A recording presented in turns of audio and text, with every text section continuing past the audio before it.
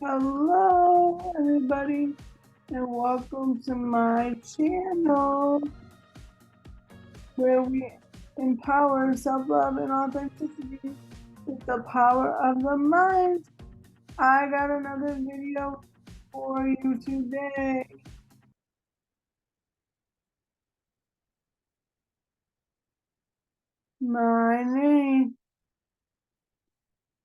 Hello, my name is Renee Christian, and I'm your mindset and authenticity coach. I hope you all are doing well today. Yes. And we're gonna get into this video. Today we're talking about empowering emotional intelligence, the art of responding versus reacting. Let's get into it. All right. So we're going to talk about emotional intelligence is the ability to recognize, understand, and manage emotions, as well as navigate relationships and develop beneficial emotional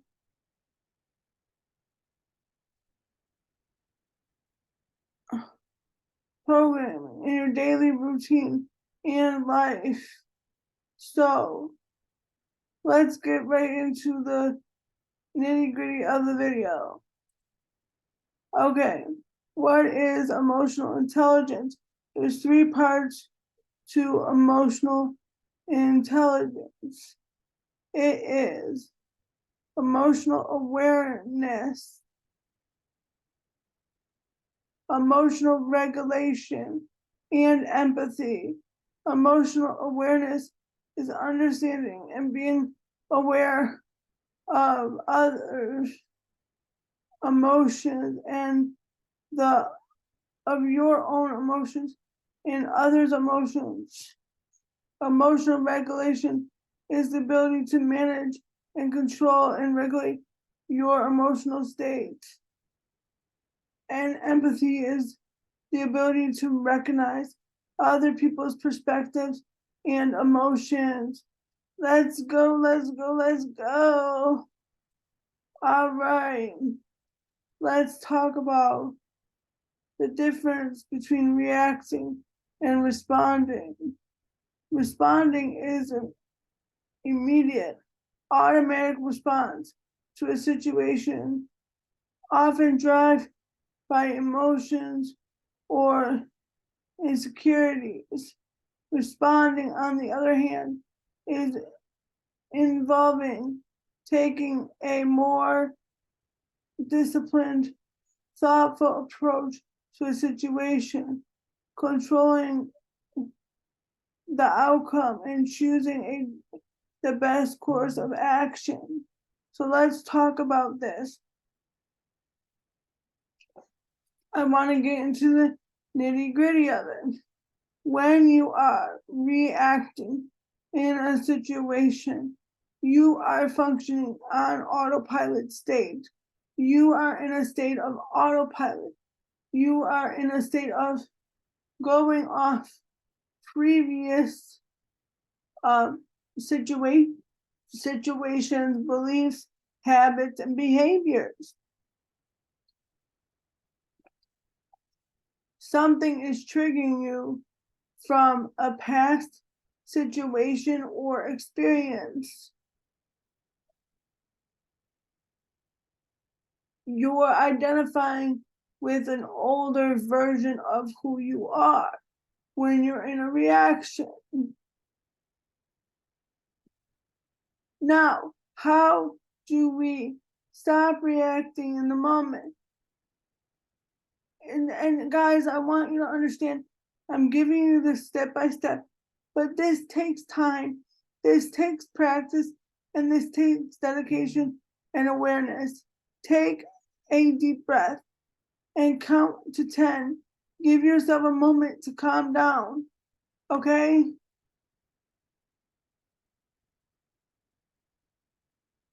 So you need to take a moment, take some deep breaths.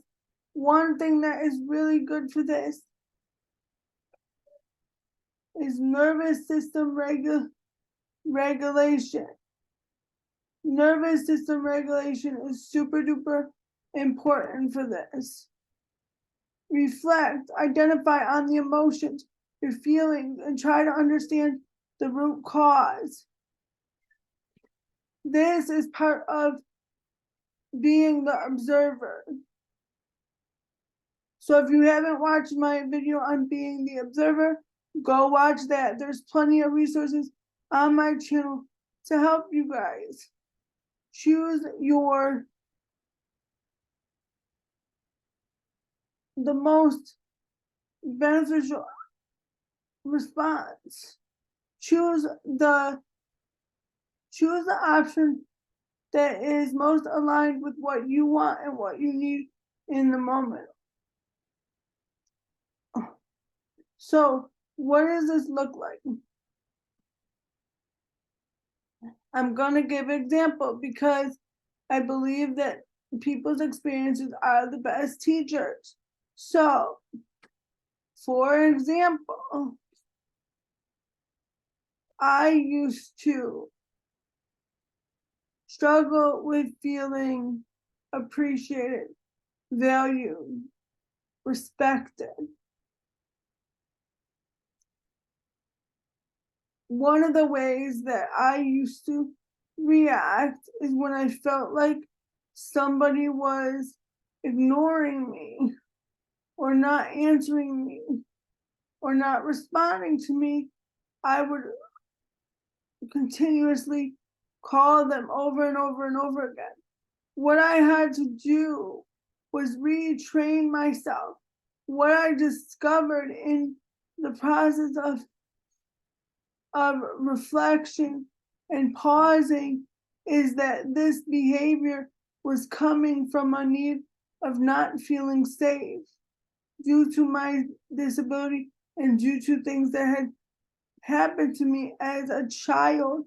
And my recourse for making myself feel safe is to get somebody to respond to me, to get somebody to answer me, to get somebody to talk to me.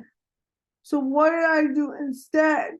So when I start to feel, which doesn't happen much anymore, but when I start to feel that feeling of unsafety, of not safe, because that was the feeling that was actually driving the behavior of calling people, then I'm able to recognize, hey, this is not a need to blow up somebody's phone or call them on repeat, but it is a need for me to feel safe within myself.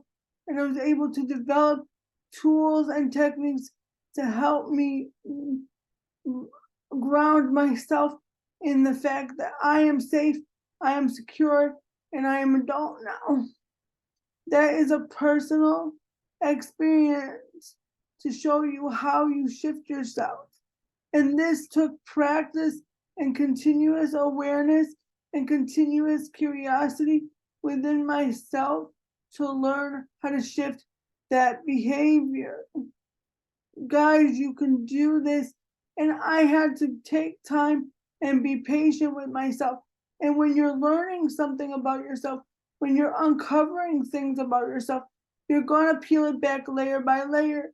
You're going to think you got it, and then there's going to be another layer. You're going to think you got it, and then there's going to be another layer. So keep going until you get to that root cause. And it might take a minute, but it's okay.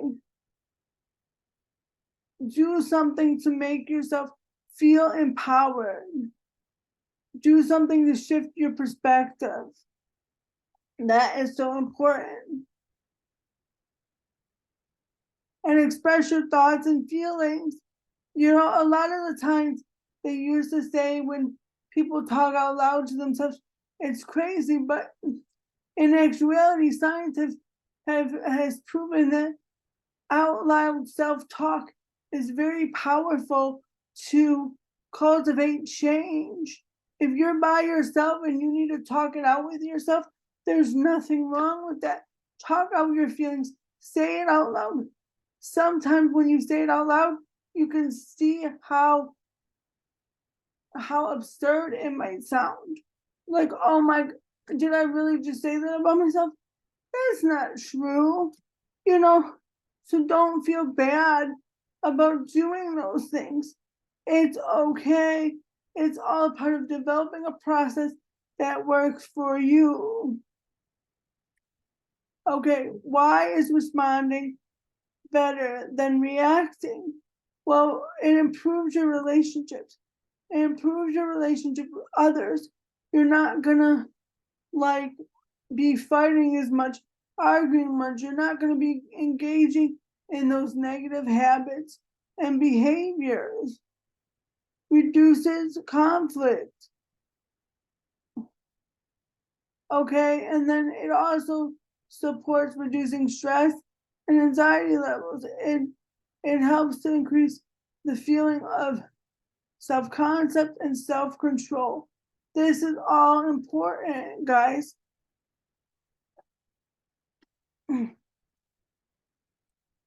Okay, the role of self-awareness in emotional intelligence. Okay.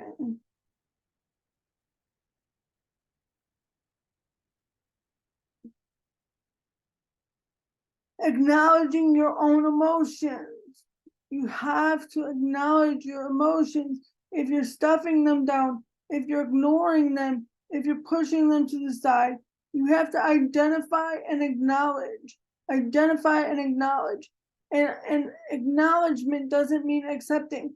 You don't have to accept something that hurts you or that is not serving you. You are allowed to have boundaries, but acknowledge it. What is this showing me? What is this telling me about what I'm telling myself or what I'm identifying as? Then you have to understand, identify the root cause and the trigger. Transform your trigger. Don't look at triggers as bad. Look at triggers as tools. They are tools for your self-development and self-reflection. Go deep into the belief systems. Guide yourself through what is the root cause of the emotion. When did that emotion first start for you?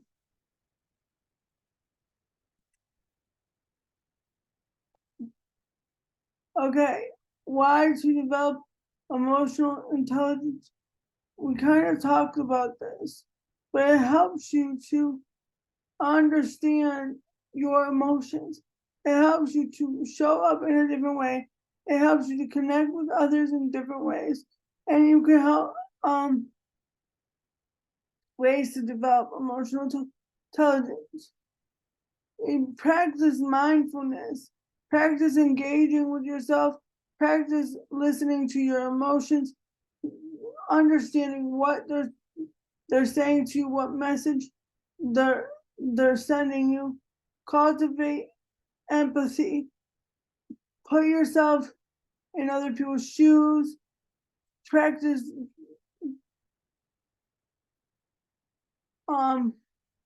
generosity, understanding, and understand their perspective. Seek feedback. Now, this is what I want to say about seeking feedback, guys. Feedback is not to be accepted from just anybody. Okay? Other people's opinions really don't matter. They really don't matter. If you really want to grow and you want support in growing and somebody to hold space for you to grow, you should get feedback from a counselor, a coach, somebody that is a mentor that's guiding you through this process, not just any random friend or family, because you don't want them to put their lack of whatever onto you or mirror it back to you. So make sure you're seeking feedback from the right places. Okay. The benefits of emotional intelligence. Empowers your self-concept. It helps you to see yourself in a better way. It helps you show up in a better way. It also makes your leadership skills stronger and better.